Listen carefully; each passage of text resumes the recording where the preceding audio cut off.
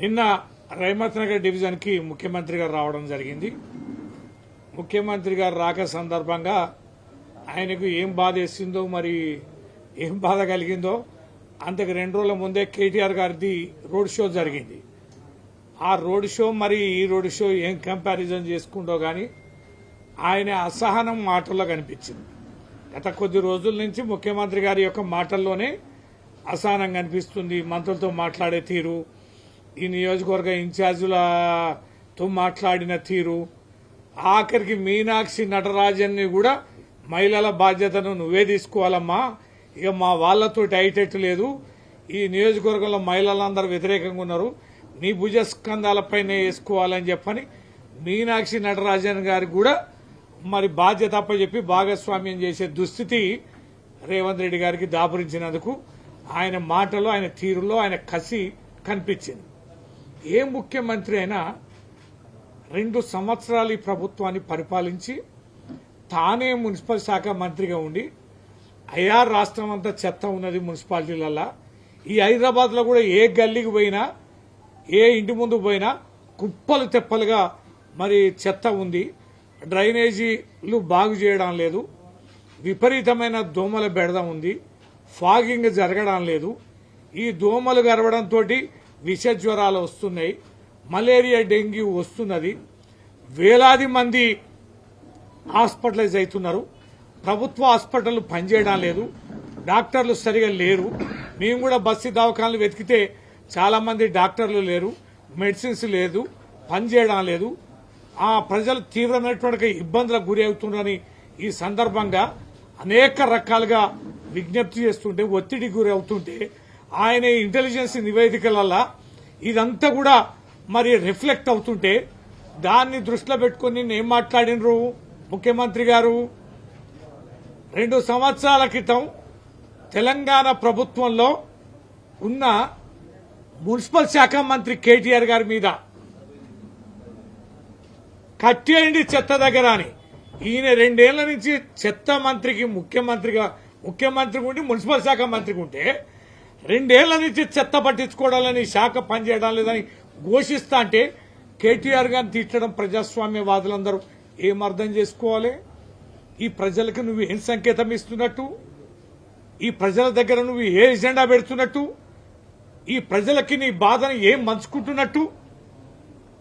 నాది చేతగాని ప్రభుత్వం, చేవలేని ప్రభుత్వం, స్థానిక ఎన్నికలు పెట్టలేకపోతున్నా, లోకల్ బాడీ ఎలక్షన్స్ లేక, స్థానిక పాలన లేక, అధికారులు పనిచేయలేక, అధికారులను సమన్వయం చేయలేక, వాళ్ళ అవినీతిని కంట్రోల్ చేయలేక, మంత్రులను కంట్రోల్ చేయలేక, కేబినెట్ ను అదుపులో పెట్టుకోలేక, సంపదను సృష్టించలేక, బడ్జెట్ ను కేటాయించలేక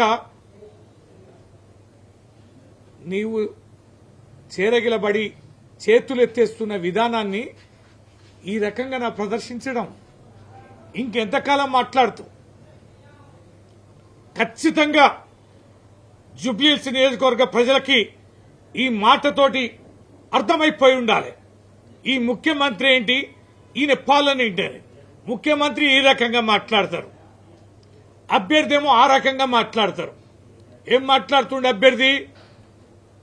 ప్రసక్తే లేదు, ఈ నియోజకవర్గాలు ఎవడు ఉండాలి, ఎక్కడ ఉండాలి, మీరు సంసారాలు చేయాలి, రేపు నేను స్థానికుణ్ణి, ఇది నా అడ్డా, నా జాగీరు, ఎట్లా ఉంటారో చూస్తా, ఇంకా మాది 3 ఏళ్ల పాలన ఉందని బెదిరిస్తావా? ఇంకో విషయం చెప్పాలి జూబ్లీహిల్స్ నియోజకవర్గ ప్రజలకి, యావత్ తెలంగాణ ప్రజలకి. ఈ ఆఫీసు కార్యాలయ ఓనర్ షఫీ గారు, మాజీ కార్పొరేటర్, ఆయన హోటల్స్ మీద రైడ్ చేసి గత 5 రోజుల నుంచి సీల్ చేశారు. ఏమని? యాన్నో గింతంత జంగొచ్చిందట, యాన్నో గింతంత టైల్ ఏదో బ్రేక్ అయిందట, కనుక నీ హోటల్స్ సీజ్ చేస్తున్నామని. అసదుద్దీన్ గారు, భయ్యా నువ్వు కాంగ్రెస్ ప్రభుత్వానికి సపోర్ట్ చేయకపోతే, నవీన్కి సపోర్ట్ చేయకపోతే నీ హోటల్ రేపే క్లోజ్ అయితే అన్నాడు. అన్న తెల్లారే క్లోజ్ అయింది. ఎంఐఎం యొక్క జాగీర్ చూడండి, నవీన్ యాదవ్ను గెలిపించుకోవడం కోసం ఏ రకమైన డాగులు వేస్తుండనేది లక్షలాది మంది సంతృప్తికరంగా తినే బ్రహ్మాండమైన నాణ్యమైన ద ప్యాలెస్ హోటల్ ఇవాళ క్లోజ్ చేశారు. అసద్ అని మా మైనార్టీ నేత పండ్ల దుకాణాలు నడుపుకునే అతన్ని రాత్రి రైడ్స్ చేశారు. మొత్తం చిన్న భిన్నం చేసి పండ్ల దుకాణాన్ని సమద్ యొక్క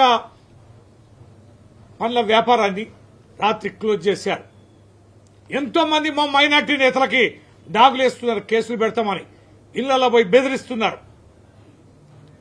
ఈ గుండాయిజం తోట నువ్వు ఎమ్మెల్యే కాకముందే ఎమ్మెల్యే అయితే పరిస్థితి ఏది?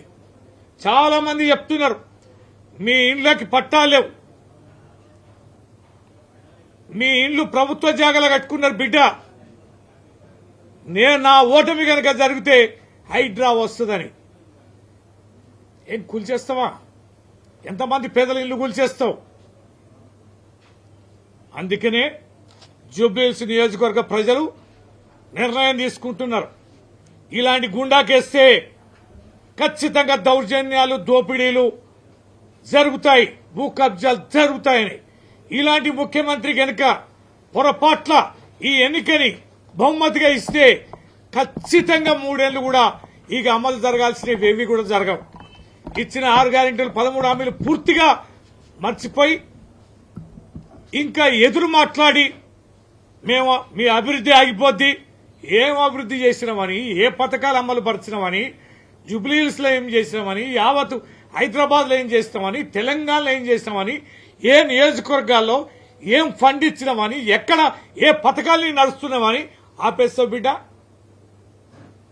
ఇవన్నీ కూడా ముఖ్యమంత్రి స్థాయిడే బెదిరించే స్థాయికి దిగజారితే ఇక పోటీ చేసే అభ్యర్థి ఈ రకంగా బరిదిగించి మాట్లాడితే ప్రజాస్వామ్యంలో ఎన్నికల్లో నిలబడ్డవారు, ఓట్లు అడిగేవారు మాట్లాడే తీరిదేనా ఖచ్చితంగా అర్థం చేసుకోవాలి. ఇలాంటి తీవ్రంగా మాట్లాడిన ముఖ్యమంత్రిని, కాంగ్రెస్ పార్టీ నేతలు వ్యవహరిస్తున్న తీరుని, వారి ప్రచార వ్యవహార శైలిని కూడా మేము తీవ్రంగా ఖండిస్తున్నాం. పెద్ద ఎత్తున ఓటర్లని ప్రలోభపరచడం కోసం కుక్కర్లు ఇంకా ఇతర వస్తువులను కూడా భారీ ఎత్తున 50,000 పైన మరి బుక్ చేశారు, ఆర్డర్లు పెట్టారని తెలుస్తున్నది. ఇది ఖచ్చితంగా ఎన్నికల్లో ప్రలోభాలకు గురి చేయడమే. ఎన్నికల కమిషన్ కూడా మీడియా ద్వారా విజ్ఞప్తి చేస్తున్నాం. ఈ రకంగా ప్రభుత్వాన్ని దుర్వినియోగం చేసి ఎన్నికల్లో ప్రలోభాలకు గురి చేసి ఈ రకంగా కనుక పంచితే ఈ ఎన్నిక పట్ల చాలా తీవ్రంగా అప్రమత్తంగా ఉండాలని చెప్పని ఎన్నికల కమిషన్ వారికి, పోలీసు వారికి కూడా మేము విజ్ఞప్తి చేస్తూ, గెలిచేది బీఆర్ఎస్ పార్టీనే, గెలిచేది కారు గుర్తునే, అసెంబ్లీలో అడుగుపెట్టేది మాగంటి సునీత గారే, కేసీఆర్ గారికి కానుకగా ఇచ్చి ఈ 3 సంవత్సరాలు ఈ రేవంత్ రెడ్డి దుష్ట పాలన పైన పోరాటం చేసే శక్తిని జూబ్లీహిల్స్ నియోజకవర్గ ప్రజలు అందించబోతున్నారు, అందిస్తారనేది ఆశిస్తూ, ఇలాంటి తీవ్రమైన చర్యలకి ఎవరు భయపడేది లేదు. మీరు పోలీసులు వాడినా, మీ గుండాలను వాడినా ఎదురిచ్చి నిలబడడానికి బీఆర్ఎస్ పార్టీ క్యాడరు నాయకులు నిరంతరం అందుబాటులో ఉండి అప్రమత్తంగా ఉండి గెలిచి విజయ సంకేతంతో మేము ఇక్కడి నుంచి తిరిగి వెళ్తామని చెప్పి సెలవు తీస్తూ జై తెలంగాణ, జై కేసీఆర్.